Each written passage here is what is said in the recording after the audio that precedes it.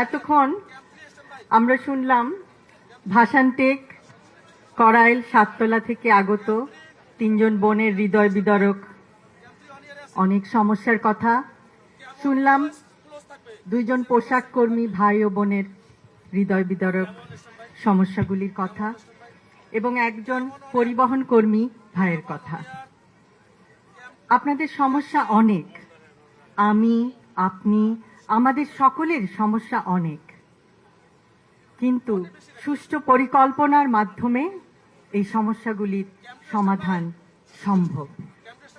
আমাদের রাজনীতি সুষ্ঠু পরিকল্পনার রাজনীতি। এখন আমাদের গৌরবের নতুন সূর্যোদয়।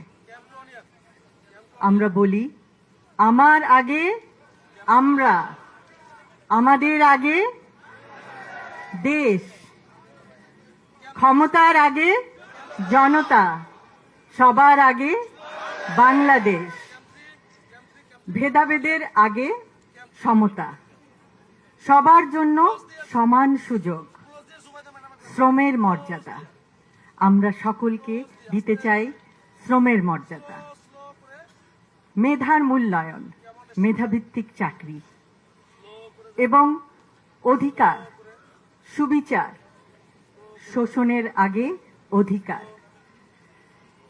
আমরা এমন একটি সমাজ, এমন একটি রাষ্ট্র উপহার দিতে চাই জনগণকে, যেখানে নেতার আগে জনতা, করব কাজ, গড়ব দেশ, সবার আগে বাংলাদেশ। এবং সেই জন্য আমাদের সকলকে একসাথে কাজ করতে হবে।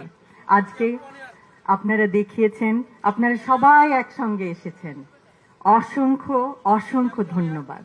আপনারা আপনাদের মূল্যবান সময় নিয়ে এখানে এসেছেন, আমাদের কথা শুনেছেন এবং আপনাদের সমস্যাগুলো আমাদেরকে বলেছেন। আমরা আমাদের সাধ্যমতো আপনাদের সমস্যাগুলো আরো শুনবো, আরো জানবো।